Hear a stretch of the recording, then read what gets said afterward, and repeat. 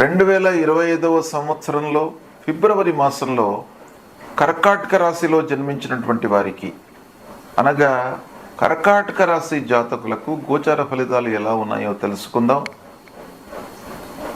ముందుగా ఈ ఫిబ్రవరి మాసంలో గ్రహస్థితి ఎలా ఉంది కర్కాటక రాశి వారికి అనే విషయాన్ని మనం చూసినట్టయితే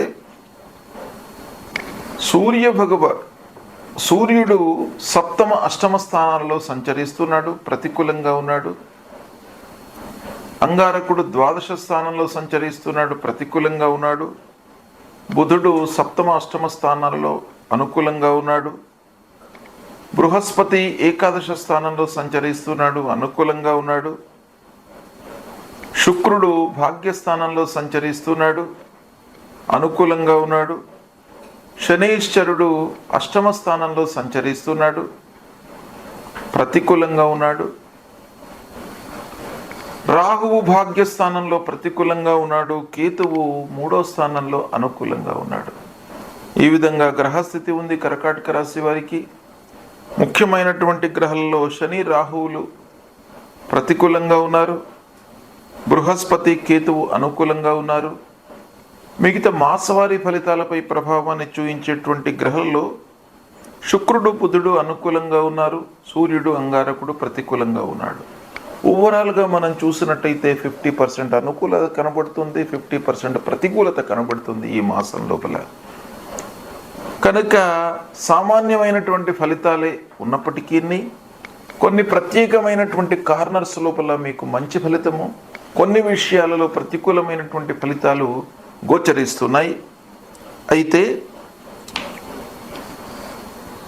పనుల లోపల ఆటంకాలు మీకు పూర్వం ఏవైతే ఉండినవో వాటి నుండి మీరు ఈ మాసం లోపల అధిగమించేటువంటి అవకాశాలు ఉన్నాయి. అంటే ప్రారంభించినటువంటి పనులు పూర్తి అవుతాయి. మానిటరీ బెనిఫిట్ ఉంటుందా అంటే అంతగా మీరు ఊహించినంతగా ఉండదు, కానీ పనులు మట్టుకు పూర్తి అవుతాయి. ఏదో రకంగా పనులు పూర్తి అవుతాయి, కానీ వాటి మూలకంగా మీకు ఆదాయం అనేటువంటిది మీరు ఊహించినంతగా ఉండదు. ఇకపోతే కొంత ఆలస్యము గోచరిస్తున్నప్పటికీ పనులు పూర్తి చేసినాను అనేటువంటి సంతృప్తి మట్టుకు మీకు ఈ మాసంలో ఉంటుంది. కనుక కొన్ని విషయాలలో సంయమనంతో ఉండడము చాలా అవసరము. 1కి 4 సార్లు ఆలోచించి నిర్ణయాలు తీసుకోవడం చాలా అవసరము. సమాజంలో గౌరవ మర్యాదలు మట్టుకు లభిస్తాయి. సమాజంలో మీకు మంచి పేరు లభిస్తుంది. పూర్వం ఉన్నటువంటి పేరు మూలకంగా మీకు చాలా పనులు నెరవేరేటువంటి అవకాశం కనబడుతుంది. ఉన్న పేరును నిలుపుకోవడానికి ప్రయత్నాలు చేస్తారు, సఫలీకృతులు అవుతారు. ఇక పెద్దల సహాయ సహకారాలు, సమాజంలో ఉన్నటువంటి వారి యొక్క సహాయ సహకారాలు, అన్నదమ్ములు, బంధువులు, స్నేహితులు అందరి యొక్క సహాయ సహకారాలు మీ పిల్లల యొక్క పెళ్లి విషయం లోపల మీకు కలిగేటువంటి అవకాశాలు ఉన్నాయి. కాబట్టి పిల్లల యొక్క పెళ్లి మీరు చేసేటువంటి అవకాశాలు ఉన్నాయి.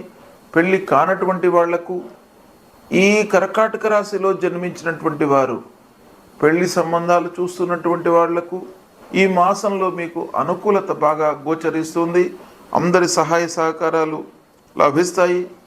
సంతానం కొరకై ఎదురు చూస్తున్నటువంటి వాళ్ళకు కూడాను ఈ మాసం లోపల సంతాన ప్రాప్తి కలుగే అవకాశం బాగా కనబడుతుంది. ఇకపోతే ఇంటి లోపల భార్య పిల్లలతో సుహృద్భావ వాతావరణంలో ఉంటారు. చాలా మీకు ఒక ఆనందకరమైనటువంటి వాతావరణం ఇంటి లోపల నెలకొంటుంది. తద్వారా మీరు అద్భుతాలు సృష్టించేటువంటి అవకాశాలు ఉంటాయి ఒక పక్కన. ఎందుకంటేను ఆర్థికపరమైనటువంటి ఇబ్బందులు ఉన్నప్పటికీ, బయట ప్రపంచంలో మనకు ఎన్ని అవరోధాలు ఏర్పడినప్పటికీ ఇంటి వాతావరణం మీకు సంతృప్తిగా ఉన్నట్టయితే మీరు ఒక 1000 ఏనుగుల బలాన్ని పొందినటువంటి వాళ్ళు అవుతారు. అది ఈ మాసం లోపల మీకు కలుగుతుంది. కనుక మీకు ఇంటి వాతావరణం బాగా కలిసి వస్తుంది. విందులు వినోదాలకు వెళ్ళేటువంటి అవకాశాలు ఉన్నాయి. కొత్త పనులు, కొత్త వ్యాపారము, ప్రారంభించడంపై మనస్సు నిలుపుతారు.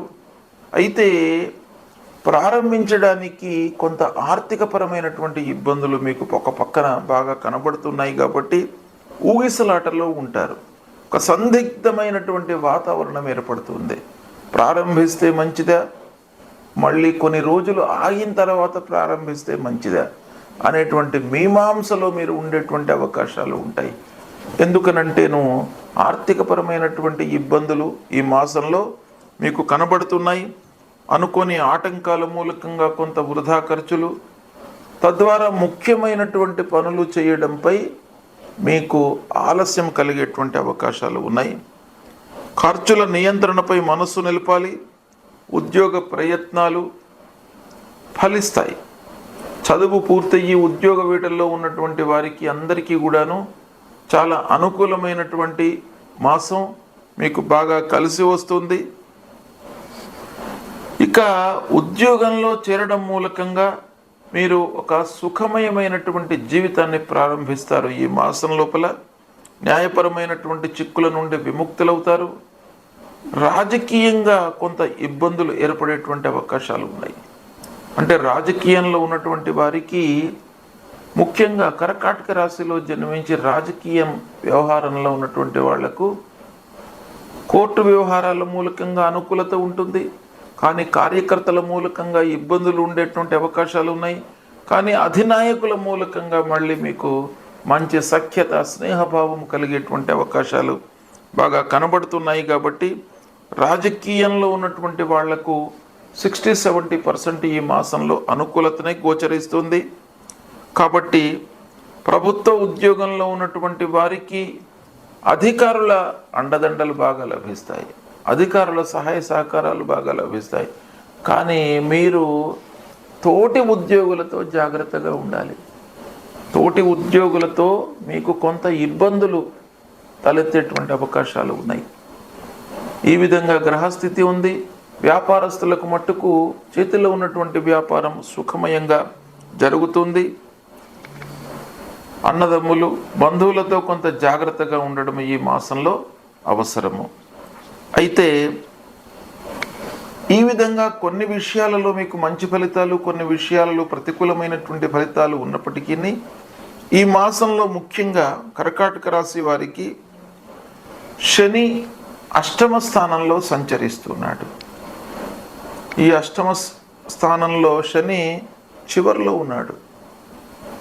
కాబట్టి కొంత ఇబ్బంది పెడతాడు. ఆర్థికపరమైనటువంటి ఇబ్బంది, మానసికపరమైనటువంటి ఇబ్బంది, తర్వాత వర్క్ విషయం లోపల మనకు ఒక ప్రెషర్ అనేటువంటిది కల్పించేటువంటి అవకాశాలు ఉంటాయి. మీమాంసలో ఉండేటువంటి అవకాశాలు కూడాను బాగా ఉంటాయి పని విషయం లోపల. అయితే ఆ శని భగవానుడికి మీరు పరిహారం చేసుకోండి. శని భగవానుడికి నీలాంజన సమాభాసం రవిపుత్రం యమాగ్రజం ఛాయా మార్తాండ సంభూతం తం నమామి శనైశ్చరం అనేటువంటి మూలమంత్రాన్ని ప్రతినిత్యం కూడాను జపించండి. నవగ్రహ స్తోత్ర పారాయణం చేసుకోండి. నవగ్రహ దేవాలయానికి వెళ్ళండి. నవగ్రహాల లోపల పశ్చిమ దిశలో శనైశ్చరుడు ఉంటాడు. ఆ శనైశ్చరుడి పైన నువ్వుల నూనె పోసి అభిషేకం చేయండి. నువ్వుల నూనె, నల్లటి వస్త్రము, ఇనుప ముక్క, నల్లటి నువ్వులు దానం ఇవ్వండి. శనైశ్చరుడి ప్రీతి కొరకై ఇవి దానం ఇచ్చినట్టయితే ఆ శని ప్రభావం తగ్గుతుంది. మీకు మార్చి ఎండింగ్ లోపల శని అష్టమ స్థానంలో నుంచి మారిపోతున్నాడు. కాబట్టి ఆ శనైశ్వరుడి ప్రభావం ఇంతవరకు ఈ నెల ఉంది. కాబట్టి మీరు కొన్ని విషయాలలో జాగ్రత్తలు తీసుకోండి. ఇక రెండవది, సూర్య భగవానుడు ప్రతికూలంగా ఉన్నాడు. సూర్య భగవానుడు ప్రత్యేకంగా మాసవారి ఫలితాలపై చాలా ప్రభావాన్ని చూపిస్తాడు. కాబట్టి ఆ సూర్య భగవానుడి మూలకంగా మనకు వర్క్ లోపల బాధ్యతలు పెరగడము, వర్క్ లోడ్ పెరగడం మూలకంగా శారీరక మానసిక ఇబ్బందులకు గురి కావడము, ఇవన్నీ కూడా సూర్య భగవానుడి మూలకంగా కలుగుతుంది కనుక సూర్య భగవానుణ్ణి మీరు ప్రతినిత్యం కూడాను నమస్కారం చేసుకోండి. జపా కుసుమ సంకాశం కాశ్యపేయం మహద్యుతిం తమోరిం సర్వపాపఘ్నం ప్రణతోస్మి దివాకరం అనేటువంటి మూలమంత్రాన్ని ప్రతినిత్యం కూడాను జపించండి. సూర్యభగవానుడికి అర్ఘ్యప్రదానం చేయండి. గాయత్రి ఉపాసన చేయండి. తద్వారా మీకు ఆరోగ్య సమస్యలు రాకుండా ఉంటాయి. అమ్మవారిని సేవించండి. అమ్మవారిని సేవించడం మూలకంగా మీ లోపల భయాందోళనలు కలగకుండా ఉంటాయి. మనిషి ఒక స్థిరమైనటువంటి చిత్తంతో ఉన్నట్టయితే సమస్యలు ఎన్ని ఎదురైనప్పటికీ వాటిని అధిగమించేటువంటి అవకాశాలు బాగా ఉంటాయి. అంటే ఆ మనస్సును చంచలత్వం లేకుండా ఉండడానికి అమ్మవారు మీకు అనుగ్రహిస్తారు. కాబట్టి దేవాలయానికి వెళ్ళండి. ఈ పరిహారాలు చేసుకున్నట్టయితే కర్కాటక రాశి వారికి శుభ ఫలితాలు కలుగుతాయి. శుభం. ఈ ఫిబ్రవరి మాసంలో ముఖ్యమైనటువంటి పండుగలు వస్తున్నాయి. ఫిబ్రవరి మాసము 30వ తారీఖు నుండి మాఘమాసం స్టార్ట్ అవుతుంది. అంటే 30 జనవరి నుండి మాఘమాసం ప్రారంభమవుతుంది. ఈ మాఘమాసం లోపల మనకు అత్యంతమైన పవిత్రమైనటువంటి పండుగలు వస్తున్నాయి. అందులో మొట్టమొదటిది వసంత పంచమి. 2వ తారీఖు నాడు వసంత పంచమి ఆదివారం ఉదయం 10 నుండి మళ్ళీ తెల్లవారితే సోమవారం నాడు 7 గంటల వరకు పంచమి వ్యాపించి ఉన్నది.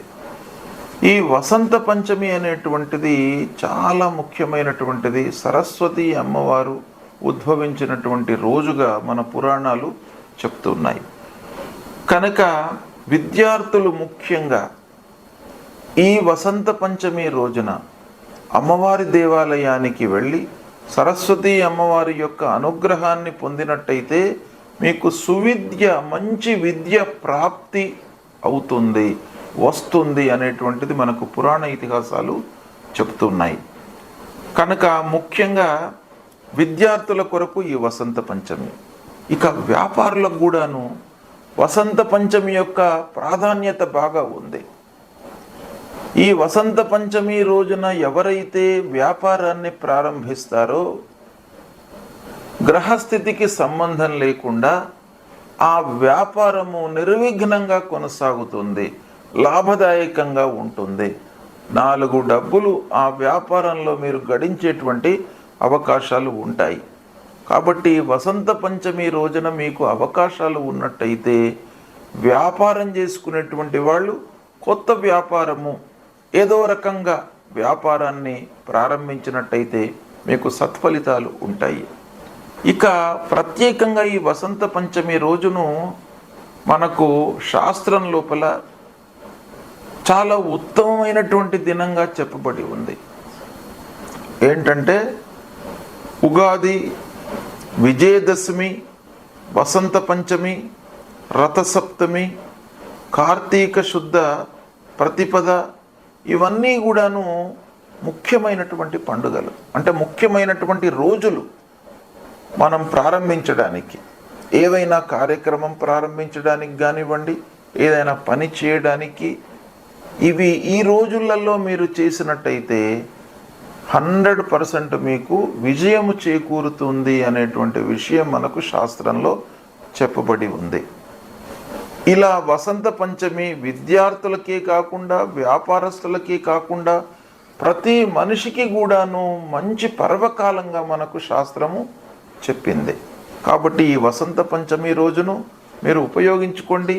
అందరూ కూడాను ఈ వసంత పంచమి రోజున అమ్మవారి అనుగ్రహంతో అమ్మవారి దేవాలయానికి వెళ్ళి అమ్మవారి యొక్క అనుగ్రహాన్ని పొంది మీరు కార్యక్రమాలు ప్రారంభించినట్టయితే మీ అందరికీ కూడాను విజయం చేకూరుతుంది. ఇక 2వ ముఖ్యమైనటువంటి పండుగ ఈ ఫిబ్రవరి మాసంలో వస్తున్నటువంటిది రథసప్తమి. రథసప్తమి రోజున సూర్య భగవానుణ్ణి మనం పూజించాలి.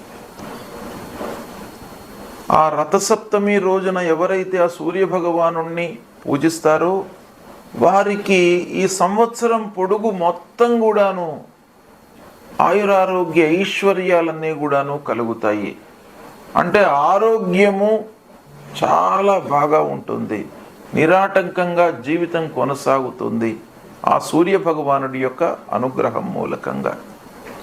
దాని తర్వాత మళ్ళీ వచ్చేటువంటిది భీష్మ ఏకాదశి. భీష్మ ఏకాదశి కూడాను చాలా ముఖ్యమైనటువంటి పర్వకాలం. భీష్మ పితామహుణ్ణి ఉద్దేశించి ఆ ఏకాదశి రోజున ఉపవాసం చేసుకున్నట్టయితే మీకు అత్యంత శుభప్రదమైనటువంటి ఫలితాలు, అక్షయమైనటువంటి పుణ్యఫలం లభిస్తుంది. దాని తర్వాత మాఘ పౌర్ణిమ. మాఘ పౌర్ణిమ కూడాను అత్యంత పవిత్రమైనటువంటి రోజు ఈ ఫిబ్రవరి మాసంలో వస్తుంది. ఆ రోజున మాఘ పౌర్ణిమ రోజున ఏంటయ్యా విశేషం అంటే, స్నానానికి ప్రత్యేకమైనటువంటి దినంగా మనకు శాస్త్రం చెప్పింది.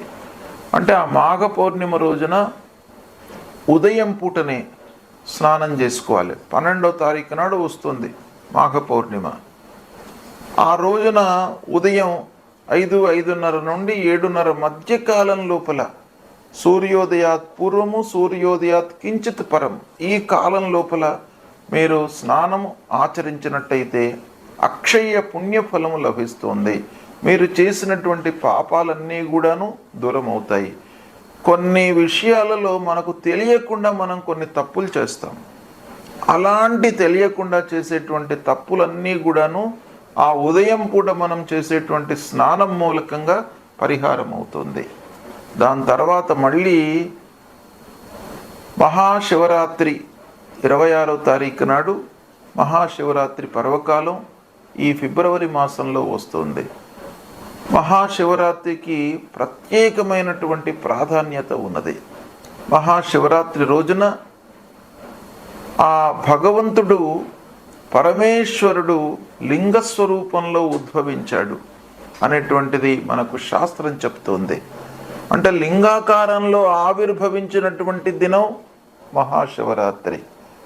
కాబట్టి ఆ మహాశివరాత్రి రోజున కూడాను ఆ శివుణ్ణి అభిషేకించినట్టయితే మీకు అక్షయమైనటువంటి పుణ్యం కలుగుతుంది, అపమృత్యు దోషాలు దూరం అవుతాయి.